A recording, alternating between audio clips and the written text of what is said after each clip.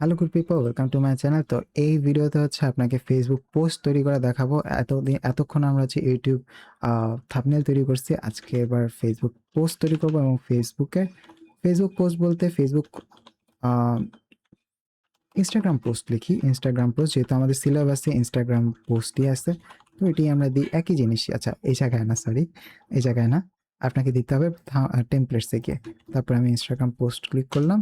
তো এখানে দেখেন অনেকগুলো আপনার কি বলে টেমপ্লেট চলে আসছে। তো এর মধ্যে আপনি চাইলে এইটা ধরেন, না এটা না, ধরেন আপনার এটা কোনো সার্ভিস আছে, তো এখানে অনেকগুলো পোস্ট আছে দেখছেন। তো তো আপনি চান যে এইটা চুজ করলাম আমি। তো আমি হচ্ছে এটা চুজ করলাম, এটা ফ্রি, এবং আমি এটা চুজ করলাম। ওকে, তো আপনি চান আপনার নিজের ব্র্যান্ডকে প্রমোট করতে, মানে ইনস্টাগ্রামের মাধ্যমে। তো আপনি এই ছবিটা আমি এখানে অ্যাড করে দিলাম। দেখেন এখানে সব কিছু প্রি ডিফাইন করেই আছে, আমি যে সেখানে ছবিটা অ্যাড করতেছি। তারপর এখানে আমি প্রীতম দিব। তারপরে দেখেন সাইন জেমিনি H27, যদি 27 না আমার 22 হবে।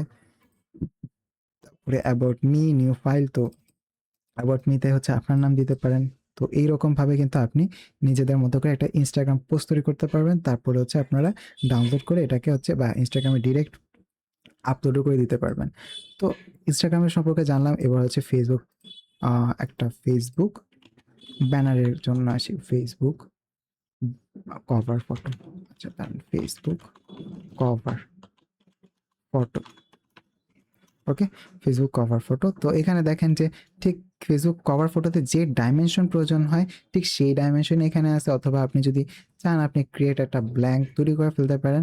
তো আমি চাই যে দরকার নেই, আমি চাই যে নিজেরই একটা টেমপ্লেট ইউজ করে, মানে এখানে একটা টেমপ্লেট ইউজ করে তারপর এটা বানায় ফেলতে।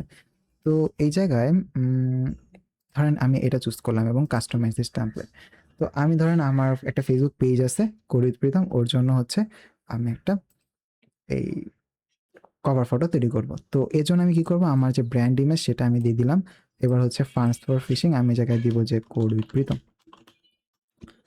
প্রীতম, ডান।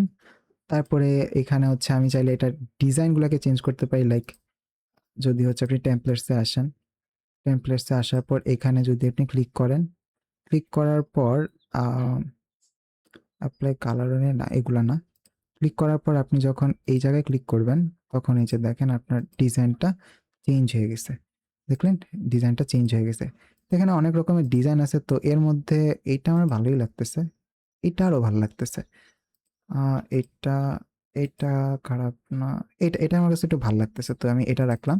তো এখানে হচ্ছে আমি কি দিব, ক্যাটালিস্ট দিতে পারি। তো স্বপ্নতে দিলাম, এটা থাকুক, CSC student, for CSC student, এরকম কিছু একটা দিলাম।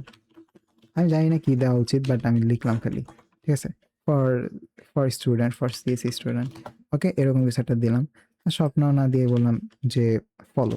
ওকে, ফলো। তারপর এখানে নাম্বার চাইলে আপনারা যোগ করতে পারেন। তো এইভাবে করে কিন্তু আপনি ফেসবুক মানে একটা কভার ফটো ডিজাইন করে ফেলতে পারেন। মানে আপনার পুরো একটা টেমপ্লেট দেওয়া আছে, আপনার জাস্ট খালি ওটা ইম্পোর্ট করলেন, ওইখানে জাস্ট টুকটাক এডিট করলেন, তারপরে হচ্ছে ডাউনলোড করলেন, তারপর ওটাকে পোস্ট করে দিলেন। অথবা আপনি চাইলেও নিজের স্ক্র্যাচ থেকে তৈরি করতে পারেন, কিন্তু ওটার সময় অনেক বেশি লাগে, কাজও অনেক বেশি করতে হয়। তো সেজন্য আমরা হচ্ছে একটা টেমপ্লেট দিয়ে শুরু করলাম, এই আর কি।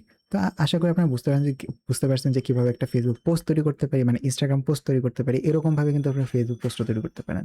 তারপর হচ্ছে আমরা একটা ফেসবুক কভার ফটো তৈরি করতে পারি। তো এর পরের লেসনে আমরা জানবো যে কীভাবে হচ্ছে আপনার রিজিউমে অথবা ডকুমেন্টস তৈরি করবে। এটা রিজিউমে আপনি ক্যানভা ইউজ করেই করতে পারবেন। এটা অনেক হেল্পফুল কাদের জন্য, যারা হচ্ছে প্রফেশনাল লেভেলে আছেন এবং যারা হচ্ছে কোথাও কোম্পানিতে অ্যাপ্লাই করতেছেন, তাদের জন্য তো অবশ্যই এটা দেখা খুবই প্রয়োজন। আজকের ভিডিও এই পর্যন্তই, দেখা হবে নেক্সট ভিডিওতে।